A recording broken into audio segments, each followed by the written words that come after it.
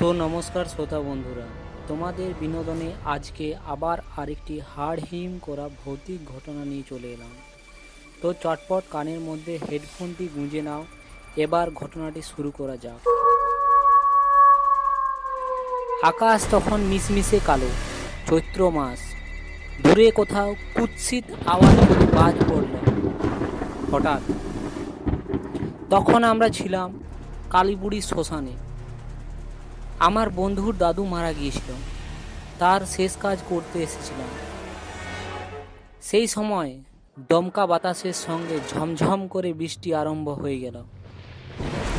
মোড়া ছেড়ে যে যার জন দিকে দাঁড়ালো বৃষ্টির থেকে বাঁচতে। হঠাৎ দেখলাম শ্মশানের ওই তেঁতুল গাছটা কড়মড় করে এক কুৎসিত আওয়াজ করে উঠল।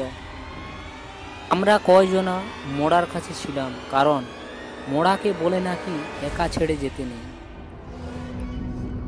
মেঘ চমকানিতে তক্ষণই দেখলাম তেঁতুল গাছের মগ ডালে এক লোমস জাতীয় কিছু জিনিস বসে আছে। আস্তে আস্তে সেটি নিচের দিকে নামছে, মাথাটি তল দিকে করে। সেটি দেখে আমাদের সবার হাড় হিম হয়ে গেল,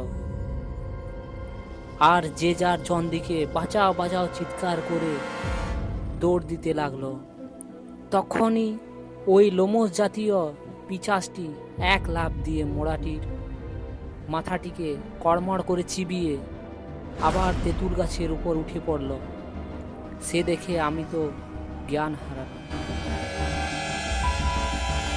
তো শ্রোতা বন্ধুরা, ঘটনাটি কেমন লাগলো কমেন্ট করো। অবশ্যই ভালো লাগলে ভালো লিখো এবং খারাপ লাগলে খারাপ লিখতে পারো, কিন্তু কমেন্ট করো।